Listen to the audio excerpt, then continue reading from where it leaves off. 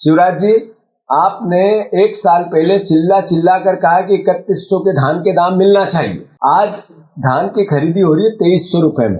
यानी आपका झूठ, आपका पाखंड सर चढ़ के बोल रहा है। यही संसद में आप झूठ बोले 3 दिन पहले। यानी आप लगातार झूठ बोलते हो, गुमराह करते हो, और ये बात सिर्फ विपक्ष नहीं कहता, देश का उपराष्ट्रपति कहता है। आदरणीय सम्मानित सभी साथियों, संविधान में प्रदत्त दूसरे नंबर की पोस्ट के विराजित व्यक्ति उपराष्ट्रपति धनखड़ जी ने हमारे प्रदेश के पूर्व मुख्यमंत्री और देश के कृषि मंत्री शिवराज सिंह चौहान जी को वही बात कही जो हम लगातार कई सालों से कहते आए हैं कि अगर इस देश में कोई एक राजनीतिक व्यक्ति सबसे ज्यादा झूठ बोलने वाला कोई है तो वो शिवराज सिंह जी चौहान है।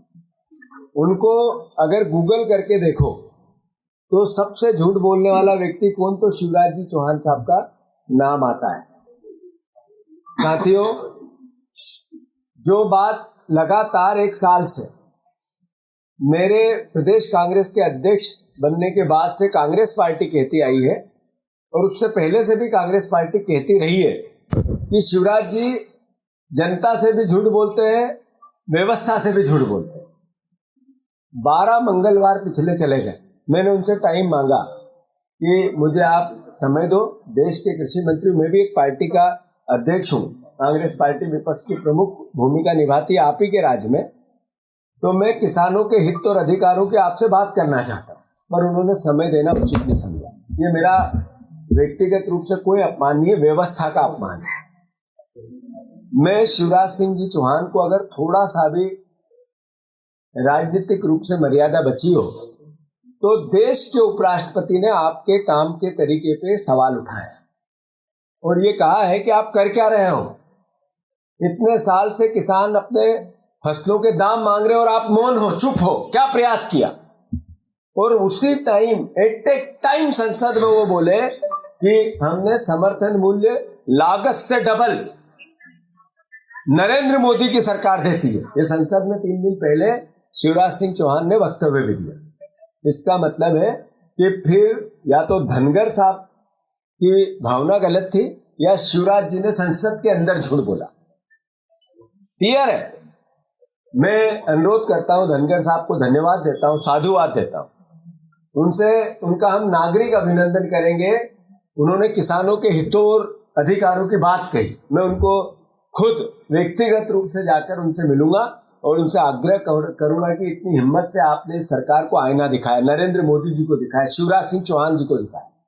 यही बात वो सदन की आसदी पर बैठकर भी निर्णय लें और इस सरकार को आईना दिखाएं।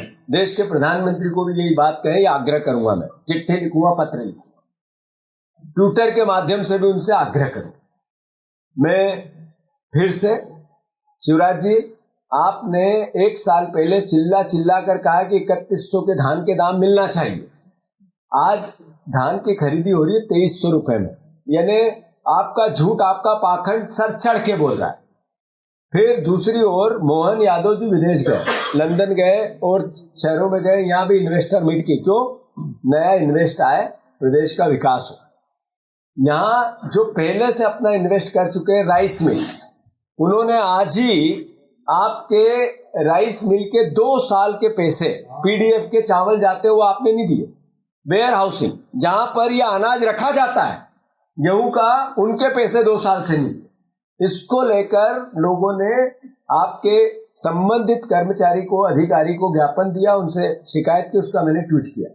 यानी जो लोग इन्वेस्ट कर दिए उनका ध्यान नहीं है, वो अपने मिलों पे ताले लगा रहे हैं, उसका ध्यान सरकार को नहीं है। दूसरी ओर इन्वेस्टर लेने जा रहे हैं। यानी ये देश को, प्रदेश को कर्ज में डालकर एक तरह से राजनीतिक अय्याशी की जा रही है। इसके पैसे का दुरुपयोग किया जा रहा है। ये आप ये देखो कि विदेश में जाके तेज गाड़ी में बैठना और उसका आनंद लेना और उसके वाक्य सुनाना, उस मत से ही, उस मानसिकता से मुख्यमंत्री बाहर नहीं आ पा रहे। उनको देखना था कि राइस मिलों में ताले लग गए हैं, वो लोग आ गए कि हमारे पुराने पैसे दो तो हम अब चालू करेंगे, तब मुख्यमंत्री का ध्यान जाना चाहिए कि नहीं गया। तो मैं फिर से शिवराज सिंह चौहान को इसी वक्त अपने पद से इस्तीफा देना चाहिए। इसलिए कि मध्य प्रदेश में सबसे बड़ा झूठ बोल के गए कि हम 3100 धान का दाम देंगे, नहीं दिया। 2700 गेहूं का दाम देंगे, नहीं दिया।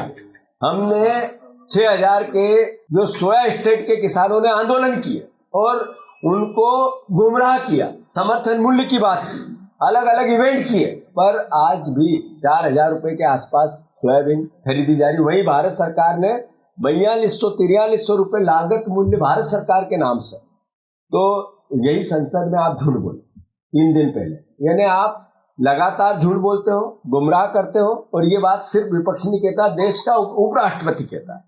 इसलिए आपको आपके पद से इस्तीफा देना चाहिए। इस तरह की और वीडियो देखने के लिए हमारे YouTube चैनल को सब्सक्राइब करें और बेल आइकन को दबाना ना भूलें। यदि आप हमारा वीडियो Facebook पर देख रहे हैं तो पेज को लाइक और फॉलो जरूर करें। हमारे अन्य सोशल मीडिया पेजेस से भी जुड़ें।